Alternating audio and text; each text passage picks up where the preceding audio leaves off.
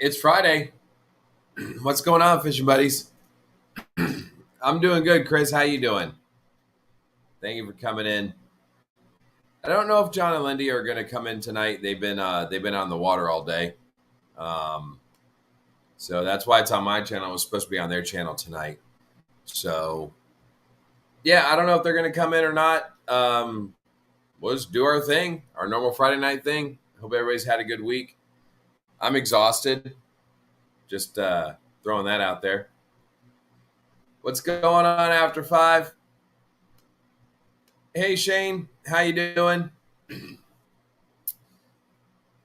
Yeah, I've been I don't know, I've been not down for the count, but I haven't been feeling well over the past like couple of weeks. Real bad sinus infection or something. It's finally broken up, but I still probably sound a little terrible. But I am feeling a lot better. I just haven't been able to get out and do a lot of fishing and yeah, yeah, that's right, Shane. They had that thing out at Donkeyland today, so I'm sure they were out there till they couldn't see anymore, and we'll see if they get home in time. And you know, oh, we'll see. Yeah, I had a busy week. If anybody wants to jump up, Shane, especially if you want to jump up and talk about the tournament and everything, there's the link. Um, yeah, even coming off of not feeling well, I've been trying to get our students doing a bunch of live streams.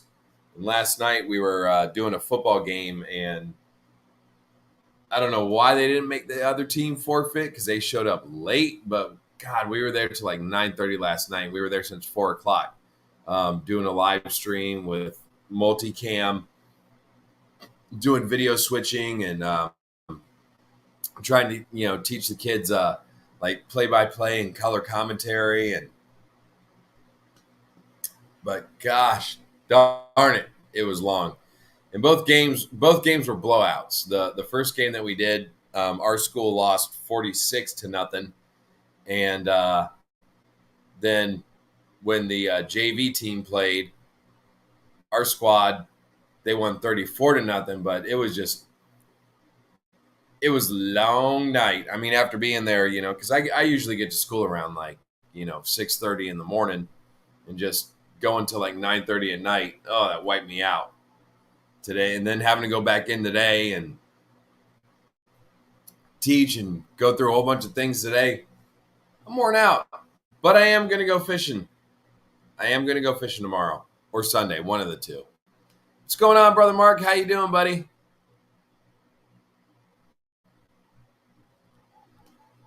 And I have not been able to catch up on anybody's videos this week. It's been over the past 2 weeks. It's been just it's been a whirlwind of stuff I've had to do. But yeah, so I'm pretty tired. I'm not gonna lie. So maybe an early night. I have no idea. But I did have a question for a few people. I mean, I know we got 9 watching right now. Shane, I absolutely agree, and that's going to happen this weekend. Come hell or high water, I'm going fishing either tomorrow morning or Sunday morning. I'm going. But I did have a question. I got, I can't remember who gave them to me or where I got them from, but I got these Savage gear. Somebody gave them to me. They're like these bluegill baits. Has anybody ever fished these before?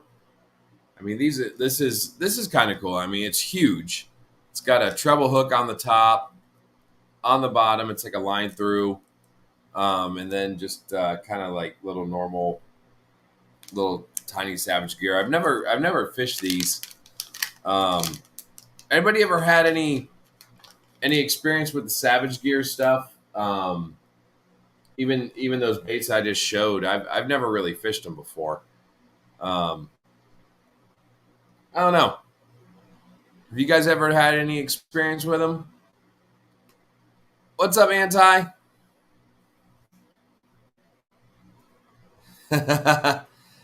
Can't believe SW second Captain Lydia took him to Miami to go Croc shopping.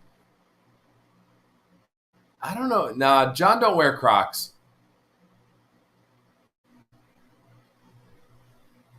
Nah, we wear flip flops. But yeah, I'd like to get your guys' opinions on the Savage Gear stuff, because like I said, I've never really fished it before, because Bruiser baits. But I had somebody drop them off, and I don't know.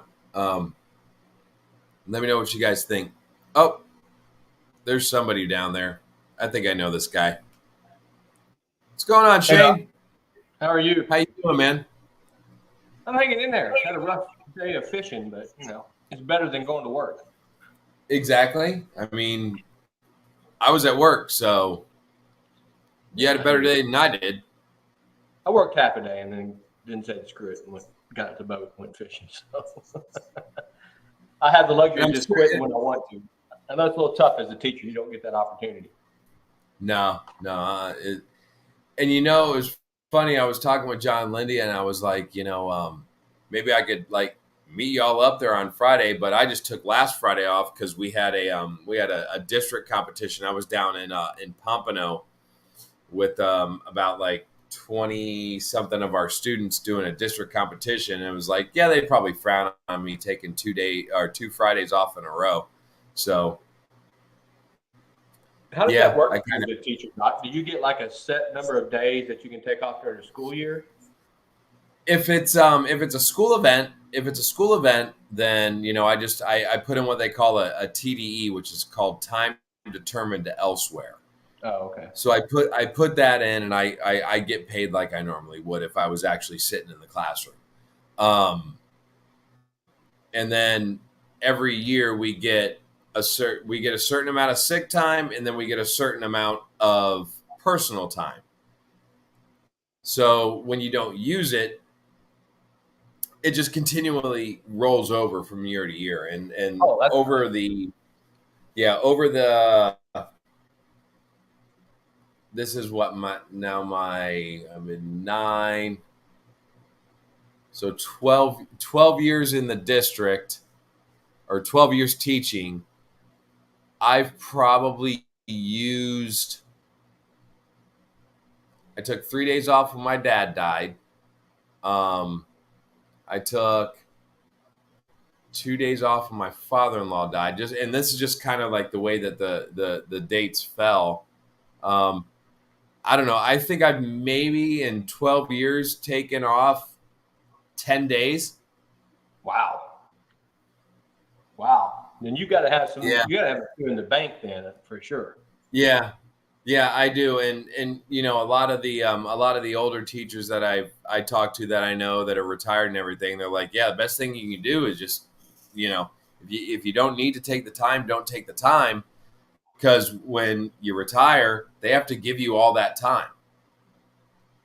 That's awesome. I don't know. I mean, who knows? Who knows? By the time I got years to go till I retire, but right. Build it up and take a hefty paycheck. There's been some teachers that have, they cash in. When they retire. They cash in $80,000, $100,000, $120,000 just from the time that they accrued by not taking any time off. Wow. I mean, I haven't felt great the past 2 weeks. I've been, and you might be able to hear it just kind of the way I'm over the past 2 weeks, but I haven't taken any time off. I mean, it's got to be bad for me to, take time off. Hey, Charlie, how you doing? I'm sure sick time is different than your personal time, right? It's two different accounts, right? But they lump it together, man. Let's say let's say I had to go, if I had a doctor's appointment, they'd consider that sick time. But if I had it's weird the way they do it. They lump it all together. You know, we get I believe it's a total of 2 weeks per. So you get 2 weeks of sick, 2 weeks of personal per year. Okay. That's So, still pretty good. I mean, I know you get your summertime off, but you deserve it being a teacher. I could not do it.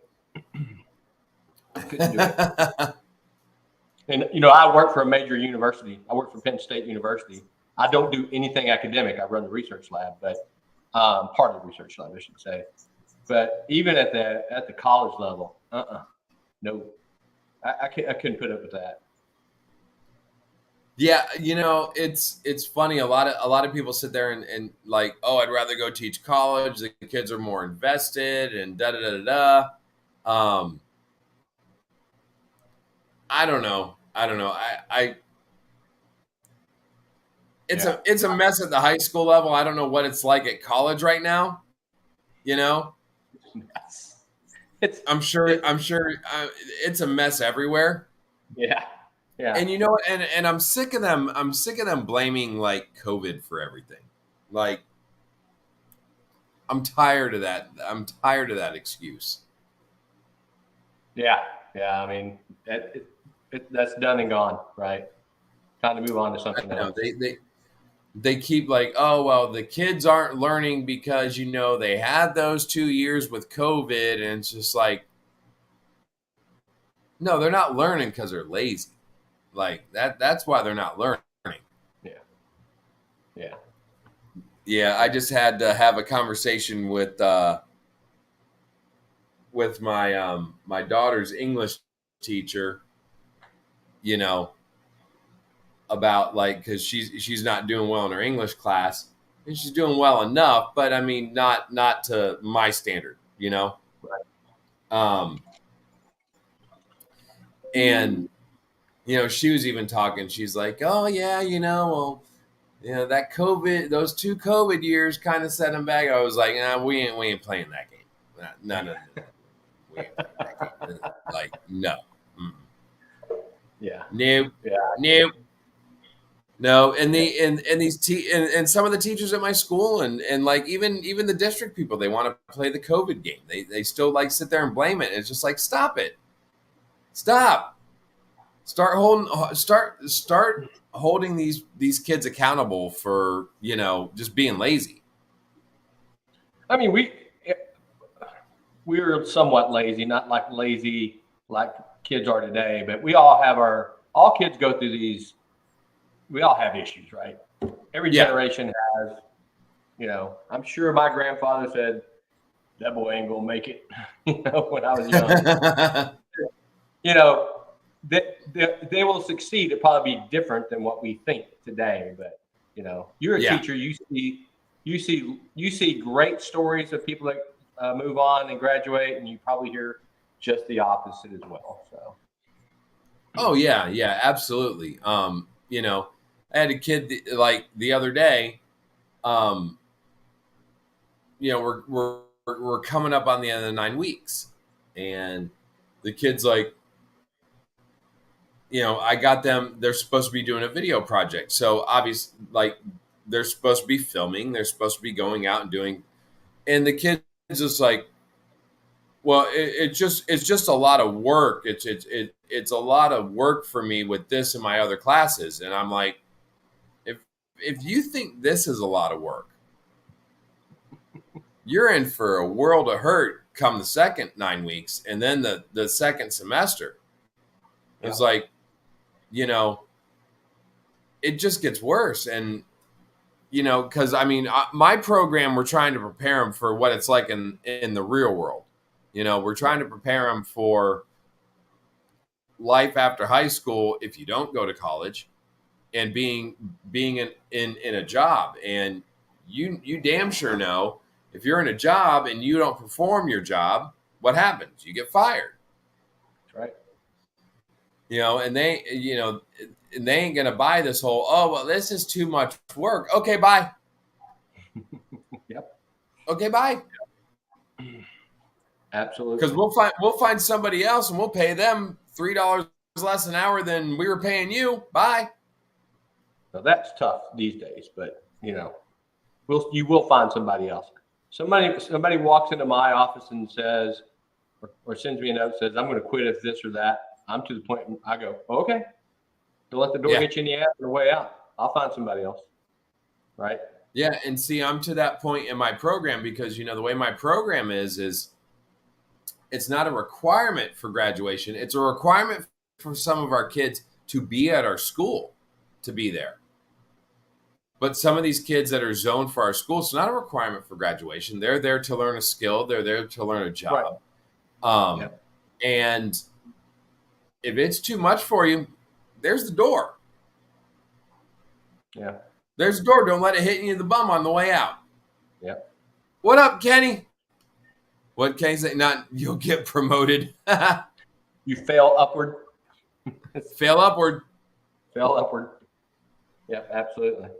Well, hey, we'll change the subject since we were supposed to be somewhat talking about fishing. Throw out, we got the team tournament going on. I got that going on right now. Yep. And only people that's in the tournament that watches this is John and Lindia, for the most part. But so John and Lindia are doing real well, right? They've been out there. They've been out there killing it. They've been out there killing it, but what they had a tactic that they were using, or they had a plan. But what I found out, because today was the deadline to turn your first fish in. Yeah. Hey, sweetie, how are you? Say hi to Shane.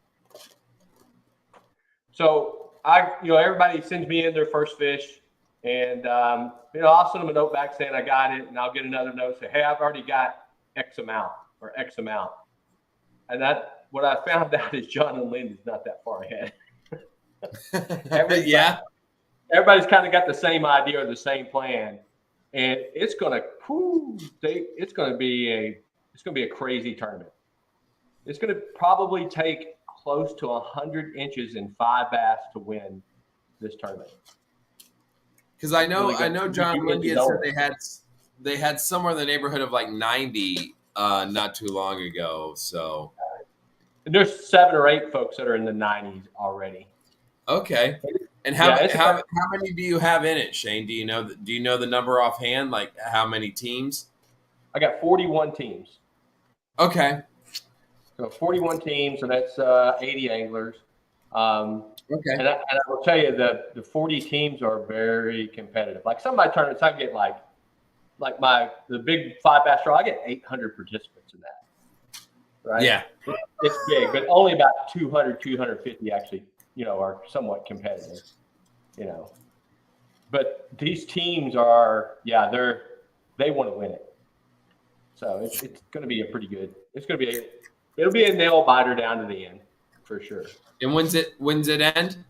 2 November. It's a long tournament, 6 weeks long. Oh, so you're going all the way to November. Okay. Yeah.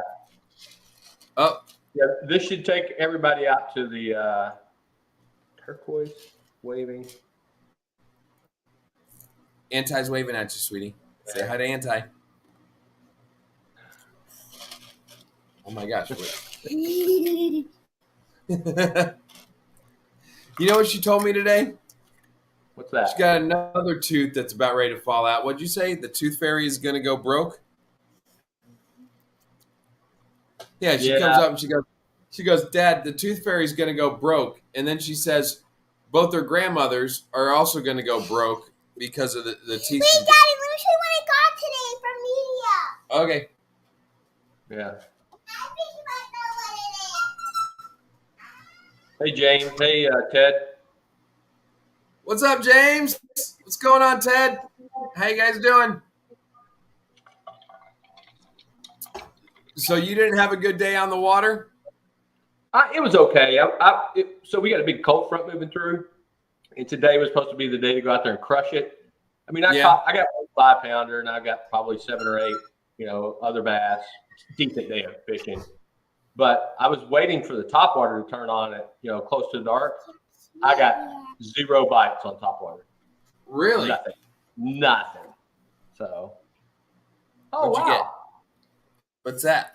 You got Bookworm of the Day. awesome! Congratulations. Thank you. And I also got one from Art, You got one from Art too? even from the first day of Art. Good job, baby. Great job. And I'm wondering which one I'm going to get next. I don't know. We'll see. Some reason our music teacher is not giving them out when she has them. Oh, I don't know. Well, Maybe those are for other grades. maybe. Yeah, we're supposed to actually get a cold front. Yay! Yeah. On Sunday. She's, isn't that weird that like my 6-year-old knows like the weather patterns because I pay attention to them? Do you find that odd? Anybody else?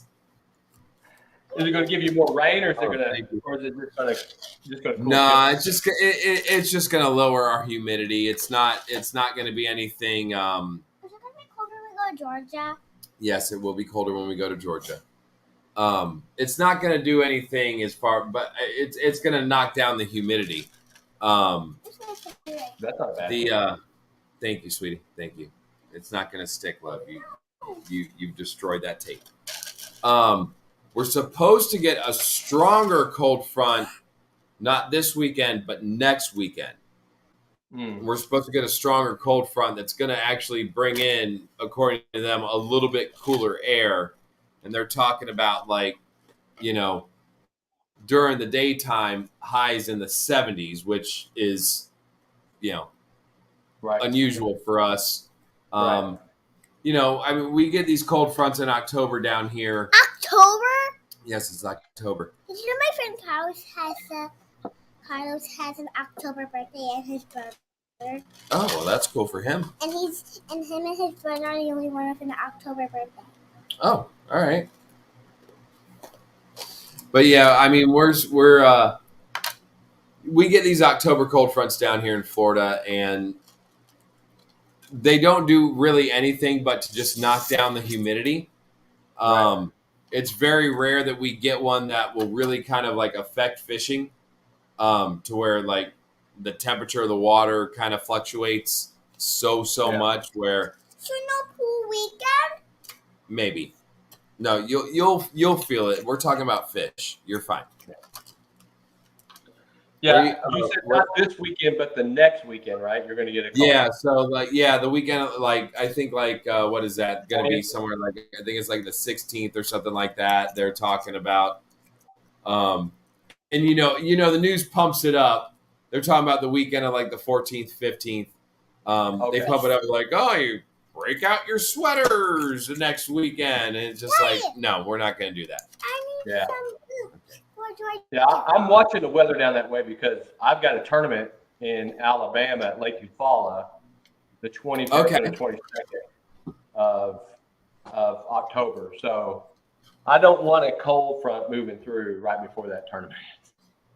That's a hard tournament anyway, and I don't want to be fighting, north winds and cold temperatures. All right, baby, you're killing me here. Say bye. Hold on. Bye. Hold on. What are you? Anti wants to know.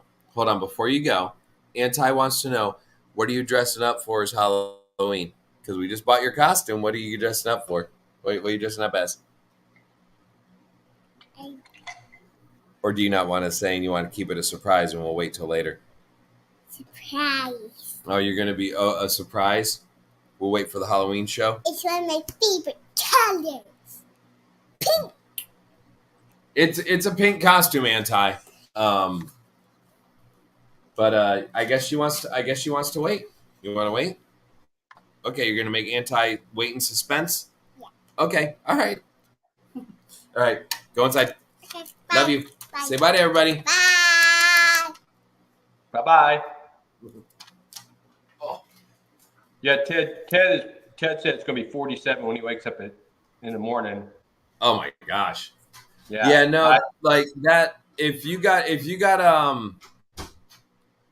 tournament over there in Alabama, that front's supposed to move through. The front that's going to come through and affect us is going to move through Alabama the weekend before you fish. Now I don't know what's going to happen after that. They haven't talked about any of that, but yeah, that front's supposed to come through before you go out there. So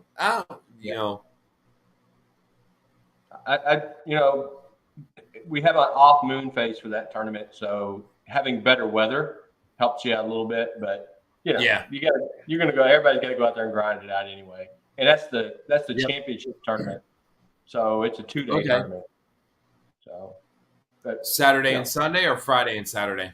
It's a Saturday, Sunday. So I'm going to fly in. I'm going to fly in on Wednesday or Thursday, pre-fish on Friday, and then fish the tournament Saturday, Sunday. Fly home on Monday. Okay.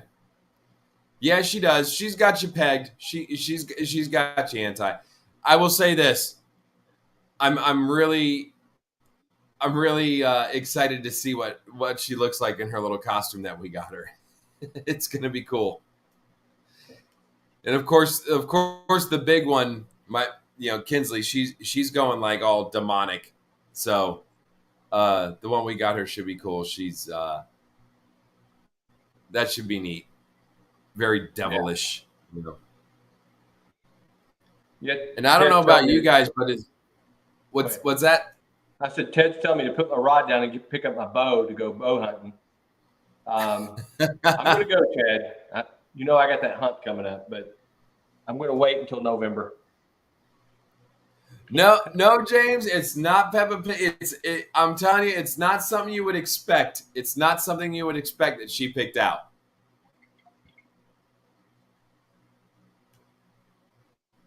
Yeah, they love Halloween. Sunday where I got like all the stuff out of the attic to decorate the house. So Sunday we're gonna decorate, and I got the Halloween lights out. We got these ridiculously large spiders that my wife bought from Amazon. Like, I mean, there's a couple spiders that like the wingspan on them is almost like 6 damn feet, and we put them up on the outside of the house, and they're like furry spiders, and so we're gonna end up doing that on Sunday. I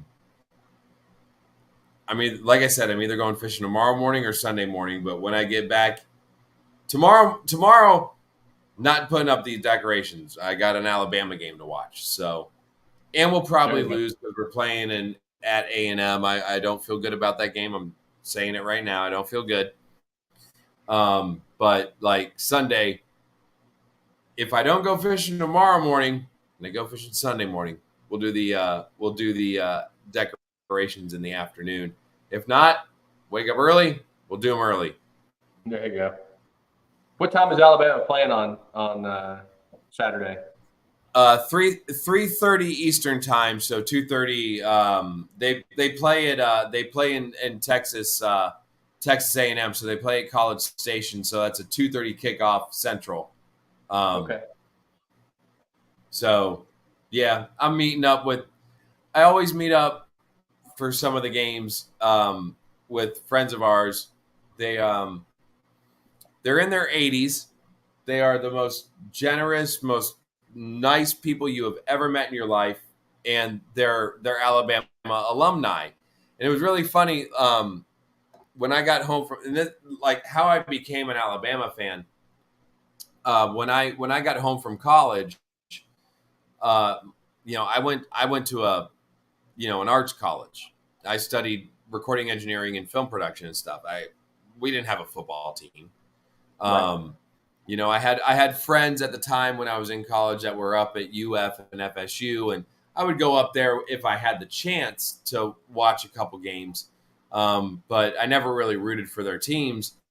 And when I got back home, I met one of my best friends. His name is Daryl, and he was grown up an Alabama fan. His family's from Alabama, and grew up an Alabama fan. And when I met him, he's like, dude, you got to come over on Saturdays. Every Saturday for Alabama. And this is years ago when Alabama was terrible. They had sanctions against them, and then we had Don Shula's kid as the head coach, and Yeah. it was just always very fun for me to go over. Just coming home from college, and like Daryl at the time was, he was a cook at a couple of restaurants around here. He ended up going to AC school, and now he's like a big dog when it comes to in his company for AC. He's like a manager and all this and that. But he always used to cook, and I just enjoyed sitting out. I helped him build this tiki hut at his house. And we used to sit under the tiki hut in his backyard, and he would smoke ribs and brisket and wings and everything for all the games. It was a big tailgate thing, even though we weren't at the game. So I just kind of started rooting for Alabama because of Daryl, and just enjoyed the whole time. And so, and then when we got Saban, it was just like, oh, well, this is kind of cool. Because that was back in 2000 is when I got home from college. And that's how I became an Alabama fan. Yeah. Okay. So, and the people that I'm going to watch the game with tomorrow, it was really funny when Daryl had bought the house where he and his wife, which, long story short, my wife is his wife, well, ex-wife's now, ex-wife's cousin. That's how my wife and I met, was through my buddy Daryl and his wife at the time. That's how her and I met. And their neighbors, when he first got there, when they bought the house, his neighbors came out, and, he was like, nice to meet you, boy. My name's Phil. It's my wife, Betty. And he's like, oh, and Phil was wearing an Alabama hat. And my buddy Daryl goes, you roll Tide? And he goes, oh, let me guess. You must be Go Gators. And he's like, no, sir. I'm roll Tide all the way. And he goes, boy, this is going to be a good time. And their alumni from Alabama, Mr. Phil, was there when Joe Namath was there. He was in ROTC with Joe Namath. They had class together. Yeah. And Miss Betty was part of the $1 Million Band at Alabama when she was there. So it's always just really fun to go watch the games with them. They're in their 80s, and it's just a good time. They're alumni, and so that's what I'm doing tomorrow at like 3:30. So there you go. That'll be a good time for sure. Obviously, mm-hmm. Yeah. I was born and raised in Oklahoma, so OU. Yeah, my mom graduated OU. It's just OU. It's OU. And tomorrow's the Texas OU, the Red River rivalry. Oh, yes, the Red River rivalry. Both Texas and Oklahoma are undefeated. Somebody's walking home a loser. Not gonna lie. Okay, just from my standpoint as a Alabama fan, I kind of need Texas to win. So the loss that we have doesn't look so bad if we can beat A&M. I get it. I totally get it. And trust me, Oklahoma's undefeated, but they're not Texas. They're probably going to lose to Texas. But it's going to be a close game, I think. It should be fun. It should be a really fun game. My cousin, she is they live out in Oklahoma, her and her husband, and she's a pediatric physical therapist. And she started her college career at Oklahoma and then transferred to Oklahoma State. So she actually graduated from Oklahoma State. And that's where her and her husband met. So they're Oklahoma State folk. So they're Cowboys, yeah. They're Cowboys. It's an internal rivalry, but it's not like it is not the level of Auburn, Alabama hate. It's not, That is, Yeah, I hear you. Hey, Amanda. Um, and listen, I've always loved watching the Red River rivalry. It's so good. Like Yeah. every year, there's been a couple years it's been a dud, but most of the time it's good, and it really Yeah. does. Even though it's very early on in the year, it really does kind of decide the Big 12 for Oh, the absolutely. majority. Yep, absolutely. But this is the last year. Oklahoma and Texas are Going moving to the to the SEC. SEC next year. So, But they can still but what I like about both of them going is they can still continue that rivalry. yeah, we'll see. Unlike some of the other things that are happening with all this realignment where you're taking, I mean, for God's sakes, the Big 10, you've got schools in California. Like I mean, like I can just imagine the logistics as a teacher and trying to travel kids here and there. Like, I mean, my God, dude, you got Ohio State and going to have to go all the way across the country and play USC, and then vice versa. Yeah. I don't know. Yeah. Well, yeah, it's crazy. It's all about money, right? Revenue. It's all about money. That's all it is at this point. It's all about money. Yeah. I hope they don't ruin it, man. That's just one of the things I love about college football is just, you know, it's the bands and the rivalries. But unfortunately, I think that's going away, man. Yeah, I think a little bit of it's going away, but still, college football is so much fun to watch versus the NFL. Yeah. It's just I agree to me, 100%. way more entertaining. Yep. Everybody has their NFL team, whatever, but I will sit and watch college football teams that I'm not a fan of. Right? Same here. Yeah, I will watch college football because you never know. You never know. Yeah. So. Yeah, and I'm the same way, Shane. I will sit there, and if I'm not doing anything on a Saturday, like I'll actually have a couple TVs going. I got games going on a couple of. I love college football. It's just because, like you said, you never know. You never know what's going to happen. Right. It's just and it's fun to see the way that like the kids on the field react and the way the kids react in the stands. The students.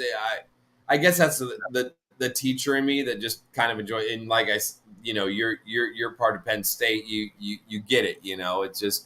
It's so much better than the pro game. It's so much better. Yeah, I get on that. I get tickets to the Penn State game as a director. I don't use them. Okay. I don't use You them. never use them? No, because so Penn State, State College, is right in the middle of Pennsylvania, right? A little small town. I have to go up there once or twice. I live in Virginia. I drive up there once a month for 3 days, and when the games are at home, that town goes from 70,000 people to 170,000 people. You can't get a hotel room. You can't. I mean, people locals. They call the people that live there locals. They call them stadies. They will rent their house out for the weekend for $5,000. Really? Yes. Wow. It's crazy. And the RVs. I mean, they're great. It's the tailgating is awesome and all that stuff. But it's just fields and fields of RVs and tailgating. They usually have over 100. Right at 100,000 people in the stands. So. Oh yeah, no, yeah, it's up there. I have my wife's best friend, her fiance. He's a Penn State guy. Loves Penn State. I'll have to tell him you get tickets. Maybe he can throw you some cash and whatever. Get up there. I get one presidential suite a year, and then two home game tickets. So. Yeah, it's right, not. So, I don't use them. It's not worth. So maybe we'll do that. Maybe we can do this one time, Shane. I'll come up. You and I will go fishing. We'll give him the tickets. Yeah. No problem. You and I go fishing on a Saturday. Let him go to the game. Yeah. And then maybe if you and I feel like it, we'll go to the game afterwards. Right. I mean, now, from what I understand, the tailgating is great. It's a great atmosphere, but just the logistics of getting there, and if you can get a hotel room, it's over $1,000 a night. It's crazy. It's just crazy. It's unbelievable. And by the way, you can't rent a hotel room for one night. You have to rent 2 nights minimum. 2. Oh yeah, of course. That's how they. Yeah, instead of price gouging you, which they probably do already. Yeah. Then they're gonna get you on that. Yeah. No, we kind of ran into that.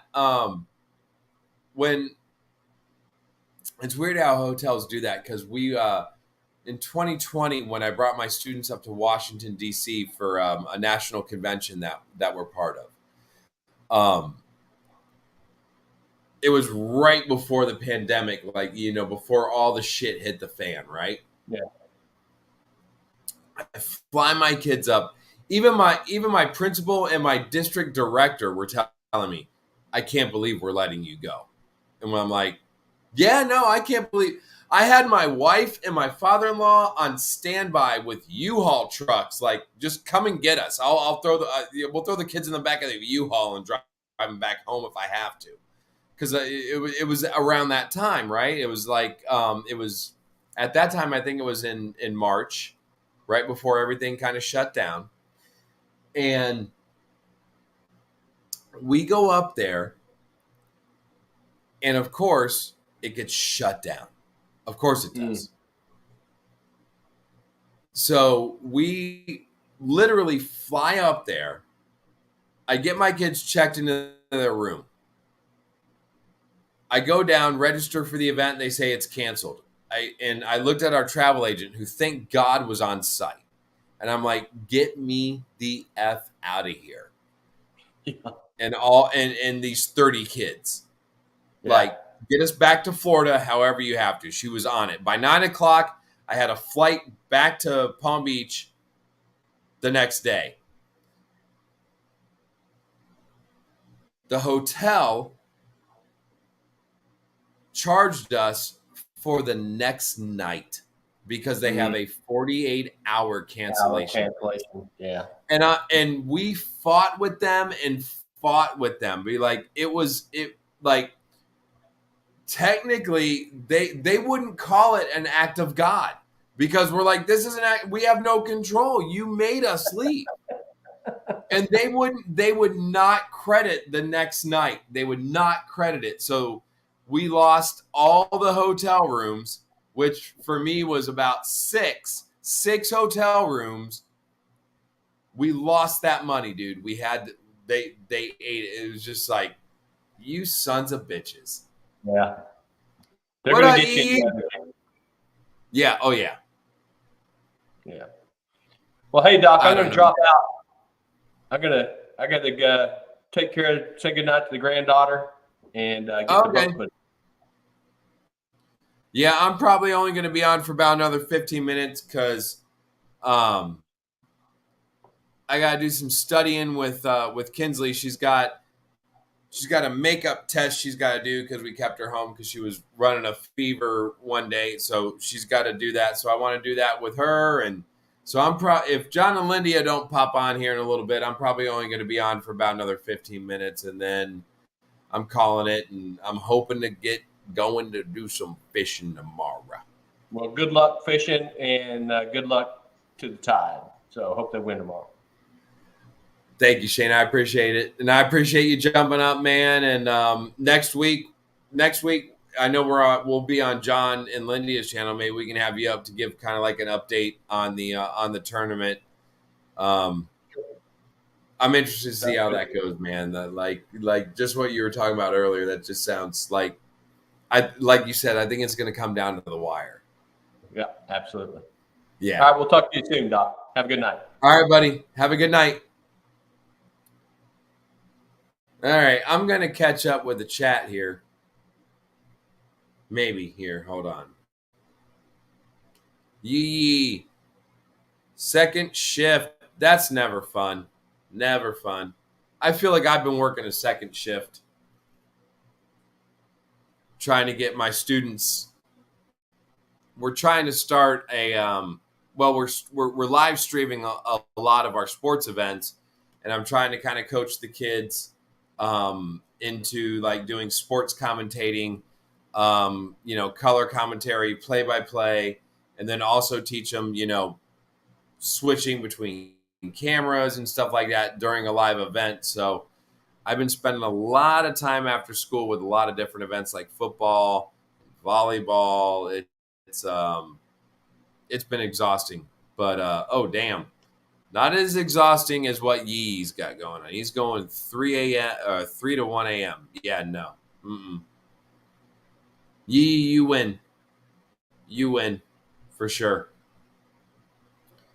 But all right, I didn't know, and I know Shane jumped on, and I apologize if I didn't go back and look at the chat to see. But like I asked earlier about the Savage Gear stuff. Somebody gave me this like Savage Gear, like the bluegills, and I don't know if anybody in here has fished these, like these Savage Gear stuff. I don't know. I mean, they look really cool, but I don't know if anybody's fished them or what your opinion is on the Savage Gear stuff. Just I don't know. I may try them if I go out this weekend, but I'm thinking I want to go out and do some peacock bass fishing, maybe some see about trying to get some snakeheads. I wanted to call Corey, who was on last week on the show, Corey Nowakowski, the world record holder for bullseye snakehead. I wanted to call him this week. I just did not get a chance to, so I'll hopefully maybe get a chance to give him a shout tomorrow.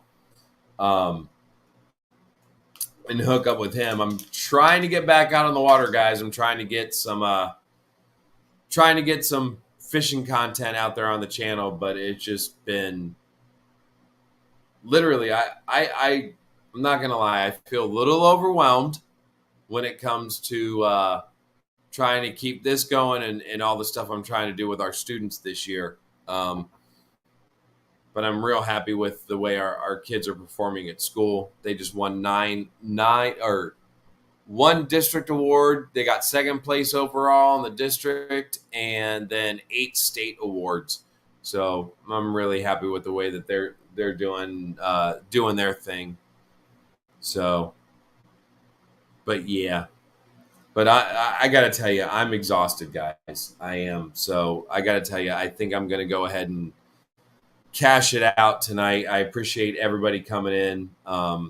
Still not feeling 100%. I've been sick for like the past 2 weeks. So I think I'm going to kind of call it early tonight and just kind of take her easy and go in there and get my oldest one doing some studying and sit and read with her and then hopefully get some sleep and see how I feel in the morning and go do some fishing if I can. If not, hopefully go out and do some fishing on Sunday. So I really appreciate you guys coming in tonight. Shane, I appreciate you coming up. And I don't think Joe's in here. I haven't seen him, but everybody, please say congratulations to Joe. Joe from Parabellum Fishing hit 1K this week, which is an awesome milestone. I'm so happy for him. Joe's got a great channel. If you guys don't have him, which I'm sure pretty much everybody in here does, but if you're watching this and you don't, go pick up Joe. Joe's got an awesome channel. Congrats on 1K, Joe. And and also congrats to Bayou Buck. Bayou Buck just hit 500 on his channel. So if you guys don't have him, go pick him up. And if you haven't said congratulations to him, run over to their channels, say congratulations to them. I'm gonna go ahead and get out of here, guys. Like I said, I'm exhausted. You might see it in my face, but yeah, I'm exhausted. So appreciate you guys jumping in. I'll catch you guys next week on John and Lydia's channel over on Small Water Charters. We'll do our normal 8 to 10 episode, and we'll talk some fishing. I hope to have some fishing stories for you guys that week. So until next week, guys, enjoy your weekend. Have a great weekend. Have fun. Be safe. Good luck if you guys are going out hunting, going out fishing, catching fish. Kill some bucks, kill some whatever you guys are hunting for. I appreciate you guys. I'll see y'all next week.